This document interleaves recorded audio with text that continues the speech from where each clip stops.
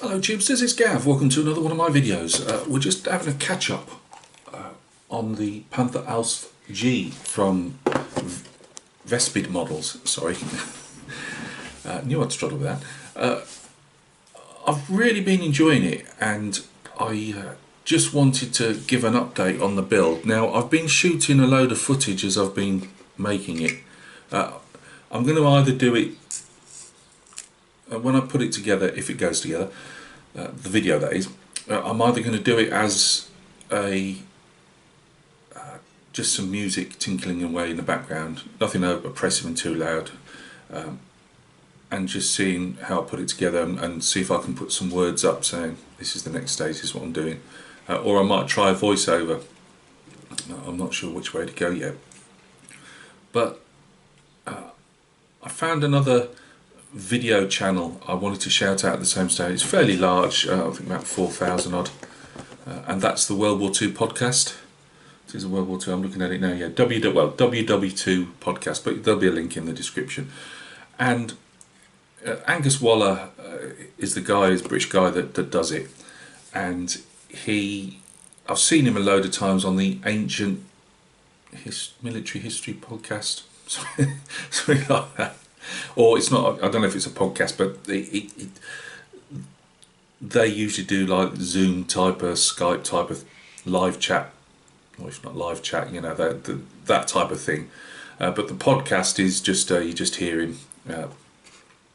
But it happened to coincide, I think first, second one, or third one I watched was on the Panther. But it was how to kill a panther, and he gets different authors in and talks to them about the subject that they've written a book about usually, or at least they're knowledgeable on. And they got a British guy on there, and he'd been asked to write by his publishing company a book on the panther, and he said, I didn't really want to do it. He said, because panthers, tigers, stugs, it's just, flooded with that type of thing, isn't it? And I can't remember if he said he'd start. I'm spoiling the podcast. I'm telling you to come and watch, and there will be a link to that particular one because it's pertinent to the build I'm doing. And he was saying how to kill a panther. He'd come across some documents, and it was how Allied scientists throughout the war, whether in the UK, the States, Canada, Australia, it doesn't matter where it was, they would obviously be researching particular subjects. The government in whatever country would say, we need you to find a way of knocking out a panther tank or a tiger tank, but separate. They wouldn't be all compassing. You'd be on that particular subject, and the boffins, as we'd say in the UK during the war, would go away and they would research how to do this. Now obviously in the panther tank they needed to get their hands on panther tanks, and obviously the reason you want to know how to kill them early on is because they've just appeared. So the Russians had sent over to the UK one specimen that they'd taken at Kursk, might have been a couple, I'm not sure, and then we had to wait for Allied, in the West, Italy, whatever, to get our hands on panther tanks, just like we got the hands on the tiger in North Africa. Obviously it's still operating in Bovington now, Bovington Tank Museum in the UK. And I'd said to you guys, you can build two versions of this. They give you one where it's got like armoured cover over or at least a metal cover over the engine cooling fans and over the top of the turret. And he just happened to mention that the armour on that, now the version I'm doing isn't that, I'm doing the one for in the Ardennes, and it doesn't have one. It doesn't have those covers over it, so mine are left off. But he happened to say, that the way, again, spoiler alert, the way they found the best way to actually kill one is obviously not taking on from the front or anything, because that's where its armour's better. But its radiator. And I thought, I had one of these moments. I'm thinking, well, of course, I've never been a big fan of inline liquid cooled engines for like fighter aircraft and bombers, because I always believe a radial engine is better because it's a lot more survivable. the times I've read up on the Battle of Britain where either German pilots or British pilots, you know, because we're both using inline engines, majority of, they could tell obviously if you hit the radiator, because all the we have like the white coolant smoke, whatever you want to call it, would vapor would come out, and you knew you'd hit the engine, and it was more or less stall within a minute or a few seconds. I don't know, not an expert on that, but and it's the same with the tank. You hit hit a Panther tank's radiator, and the engine will just stall. Well, obviously overheat, and just you've knackered it. And they were saying, you know, the Germans came up with, they were noticing this as well. So we'll put these metal screens. Well, the metal screens that they put over were actually Schutzen screens. So the side skirts, so the armour side skirts that they would attack, they would cut some of them up and put them on the top. Just really fascinating. So I'll put hopefully a link to that particular video, and then you can follow it then to obviously the podcast itself. It's got about 170 videos up, so they're just brilliant. I mean, I've been having some on for the last few days, you know, on subjects from the German viewpoint of the Battle of the Bulge, German sabotage in the UK during the war, turned agents, all that stuff, Battle of the Coral Sea, different units in Italy. There's British units, American units, German units, French units. You name it. It's just whatever happens to come up. So it makes such a broad spectrum. There's always something, you know. I listened to one yesterday which I'd never heard of, on the Dutch island of Texel, where a Georgian unit rose up at the end of the war trying to curry favour, with the Allies, and literally using bayonets and everything to keep it quiet, and literally killed, whatever you want to call it, 200 odd Germans on the island. Only these small islands, obviously, the Walcheren Islands chain, and then they had a running fight with them for even after the German surrender.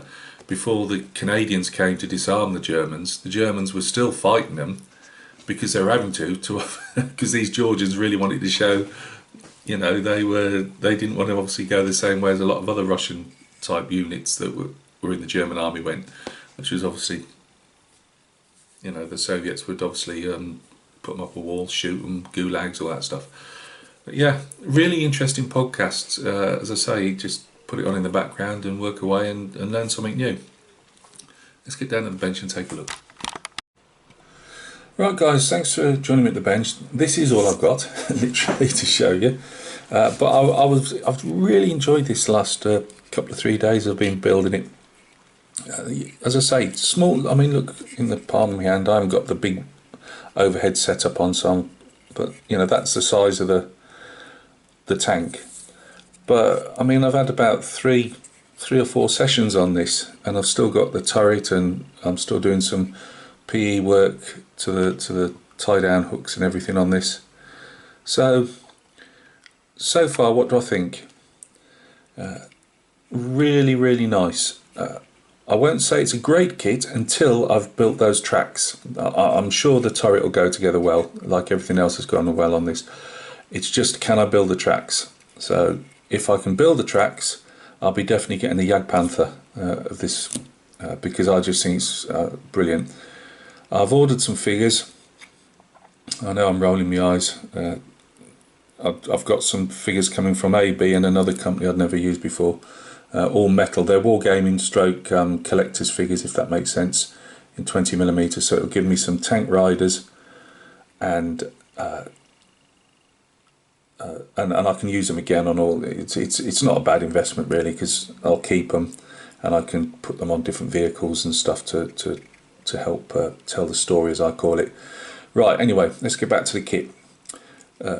Suspension, arms. Let's see if we can get a bit closer, can we? Hang on 2 seconds guys, let's get that light down a bit more. Right, suspension arms, very faint mould lines on them. I've got some of those clip-on, you know, you get a headband, like magnifying glass. You can put different varying lenses in, and I use one of those because I could faintly see the mould lines through my reading glasses. But I think, oh dear, age. Any youngsters out there, you've got it all to come. So yeah, I had to use my magnifying lenses to actually to make sure I was doing the right bits. But they've even got texture on the, I believe it was texture anyway, on the swing. Well, I call them swing arms, but these suspension arms. There's a they've got half moons to locate them in, and there's a very slight bit of play. So just when you've put them in, you just need to obviously put it on a flat surface and just marry them all up so that they are all sitting as flat as you can get them. Yeah, I know this is Gav teaching you lot to suck eggs when he can't do it himself, but hey, really nice bit of work putting this together. Not a lot involved, but just the details are absolutely fantastic. Injector pin marks under the front mud guards, or fenders, whatever you want to call them. I put some milliput in there, and just, I should have actually done it when, obviously this is all one piece, and I should have done it then and I forgot. Classic Gav. But anyway, they're done. I'm keeping these on. I did think of removing one, but I thought no, I'll not keep it too battered. Let's see what else. I decided to have the hatches open. Now there's no detail whatsoever in there. I put a strip of plastic card across, and because I intend to put a driver and a co-driver in the front. Paint this black. I've got a feeling a bit of it will be on show really, but we'll see that when I get the figures. Not much I can do about it, but I just because I'm doing it. Maybe if I wasn't doing a little diorama, I would have closed her up, but it didn't tell the story I wanted to. So the MG42, I could have done that with raising that up very slightly, but I think by the time the wheel's on, it'll rise up. They can be shooting into a foxhole. But I can't see if you can see the detail on the 42 is absolutely fantastic. Just make sure that I didn't put the, is it the jack handle, put that, or is it the starting handle for the vehicle? I'm not sure, but put that on first. I put the axe on first and put it too close, and I've had to push the starter, the handle a bit, and wedge the handle right underneath the pulley here, the recovery pulley, I believe that is. I've had to wedge it right up there when it should really sit down slightly, and that's because I hadn't moved the axe, Pioneer axe, a bit further this way. I think that's what went wrong on that, but it's not massive, you know. It's not beyond the realms of possibility that it didn't end up getting wedged up there. We've got our jack block there. It's a wooden block, if you guys don't know, that don't really get into this type of stuff, cased in a bit of metal, and obviously you use your jack at the back here to raise up the vehicle. Make sure, Gav didn't, after I told you that there were some injector pin marks, well, I wasn't thinking about the same ones that went on they use the same ones to put on the side of the vehicle, so I've had to remove it with a scalpel, but I think I'll blend it in with texture in that by the time I've done it. I'm doing no armour texture on this because I think I'd probably, with my skills, I'd probably overkill it on this. I tend to overdo it on the big ones, on the 1 in 35, so I believe there's a bit of texture on there when I put it in the light. If there is, it's not massive. I might practice if the tracks go well and I can get the Jag Panther, maybe do some texture. I'm still working on the PE tie downs, so I've removed the plastic, which are just like little lumps, so it's better to put these on. Let me just put this down for a second. Side Schutzen, which is the side skirts. Now again, in that How to Kill, another spoiler alert here, don't bother watching it in the end, into How to Kill a Panther. The author was saying these actually came about to stop the Russian anti-tank rifles, rather than any type of shake charge or allied bazooka type thing. They found that the along the side the rifle could penetrate the armour, So they obviously brought this in because, so the kinetic wise, it obviously takes the energy of the round as it hits the. If you don't know what an anti-tank rifle is, guys that don't really follow military stuff, it's like a big elephant gun. You see these giant hunting guns for shooting elephants. I know, nasty, but what they used in the 1900s, it's almost like one of those. And you'd fire it prone. You wouldn't want to fire it standing up. You wouldn't have a shoulder left. But we abandoned them early days in the war, but I do believe the Russians did carry on using them throughout the war. These got injector pin marks. I'm sanded them brilliantly, but to be honest with you, I'll be cutting these up anyway to show those that they've lost. Now, the reason I'm saying this now is that that can, let's see if we can hold it to the camera. Sorry, I should have just put the big one on, shouldn't I? Never mind. That will fit on quite nicely there. You can see it's quite a decent fit. If you're having the whole, it goes a bit further there, but you know, if you're having the whole skirt on, or even if you're just cutting, removing plates, because believe me, most of you guys know anyway, they'd often lose these, not just to having a round hit them, but obviously the tanks were brushing up against buildings and goodness knows what, and these would quite often be torn off. And you'll often find with just one plate in the middle, often they tended to go beginning and end, just because obviously that took the main brunt if you're reversing or going forward. But this will have like maybe one missing and then the whole, a decent row, and then the other one might have just a couple on. I don't know yet. I don't know how I'm gonna run with it. But they get you to make up. I can't even show them because if one breeze through the window will blow them away. Tiny photo etch mounting hooks. I really don't believe with my skills in a million years I'd ever get those hooks to be all in line and all line up with these and do it right. I just can't see it, and I'm not going to attempt that. So what I'm going to do is just stick this, and the problem is it'll have to be done after the vehicle's painted, and I'll paint these separately because obviously with armour you need to paint all this before you put the wheels on, although they'll always show you putting the wheels on, you know, very early on, putting the tracks on. Well, obviously all this can't be painted then, so this will have to go on right at the end. I'll pre-paint it so I can obviously make sure I get to the tracks right. I have enough problems with tracks without not being able to get to them. But what I'll do is I'll stick a couple of these hooks on, and they're minuscule, and I don't even know if I folded them right. They give you a blow-up CAD drawing of them, but I'm not even sure. They were so tiny, and I was using my magnifying glasses, and I'm not even sure if I got them the right way. But I think it'd be better just to glue that on, and just wherever you've lost one of these panels, like in real life, you might just, I mean, sometimes the hooks would be dragged off as well, you know, but you could just put a hook underneath to show you know it's there and all that. So I took a bit of just took my scalpel blade and took a couple of notches out the bins as if they've been dented and whatever. These are stowage bins, if you don't know. PE again on the top. I really stuffed that one up, but to be honest with you, come on, show. Yeah, you can see it's a bit dished and whatever, but again, it's almost like I've showed some damage there. It's almost like that's been knocked about, so that was a bit of good fortune. The holes here are for some exhausts which haven't gone on yet.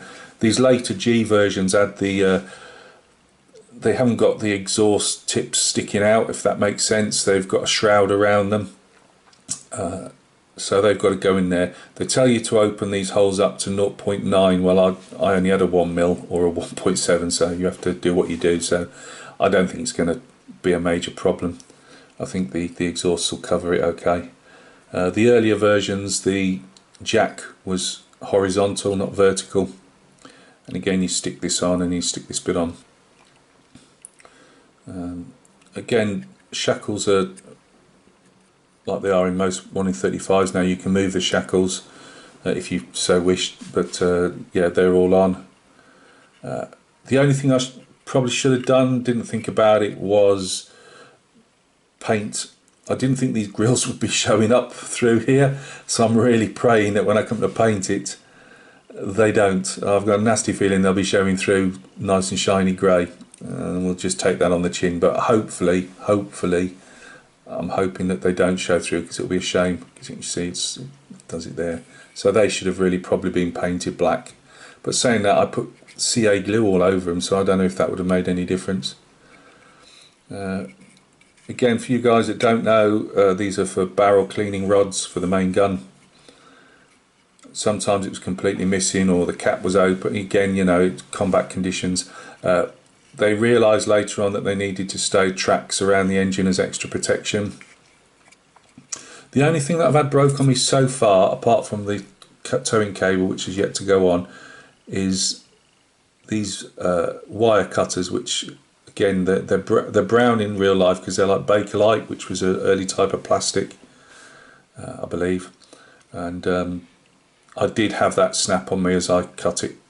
So I got it off the sprue okay, but I was just trying to get, as you know, you think, oh, don't faff around with that extra little bit on, and it snapped. I did have it up at the right angle because they tend to be at an open angle, but as I've glued it, it's probably moved down with the glue. But again, it's minor really, and it's tucked under the hatch cover. The hatches themselves, these are the later type. Earlier Panthers, they had them where there's a post, and it was done obviously less strain for because these are fairly weighty, obviously. Less strain for the crew doesn't have to expose themselves, but they'd be on a post and the hatch moves up and swings out. Well, to simplify things, as the war got into its last year, they made the old just normal hinge effort, and you'd hold this rod here and pull her over, and then obviously this one here is to clamp it shut. And there we go. That's all I've got to show you, but I was just so impressed with it. I just thought, no, let's give it a show. So there's my shirts, and there's nothing else I've got. As I say, I've still got PE works, exhaust, and bits to go. Oh, done it. Oh, there's no point showing you now, I don't think, because I haven't got the overhead. But all the wheels are done, not painted, obviously, but they're all separate. And that's about it. As I say, I am videoing small pieces of this. And I want to get it down to like I don't know yet. I don't know whether to do a whole video of like about 40 or 50 minutes from, you know, start to finish, painted and everything. Then obviously there'll be a separate video on figures and the little diode base, or do a shorter video. I don't know yet.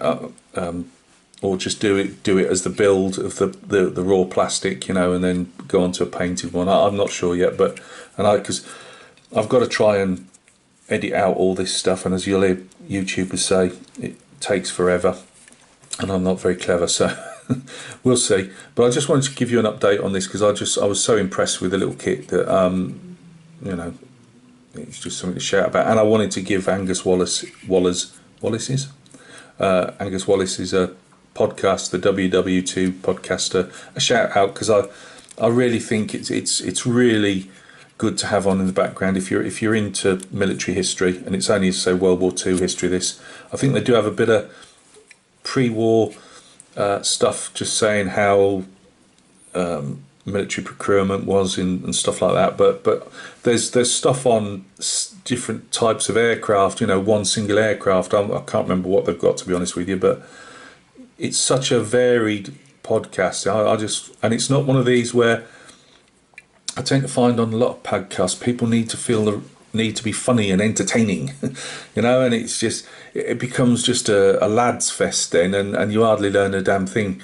Whereas this is really just interesting chat about World War II military history. So look after yourselves. Thanks for your patience. We will be having some naps coming up either tomorrow or Monday, and yeah, I presume when I've got the Panther, wherever I decide to get another video up on the Panther, we might do that as well. Look after yourselves. Keep painting, keep building, keep enjoying the hobby, and we'll catch each other soon on another video.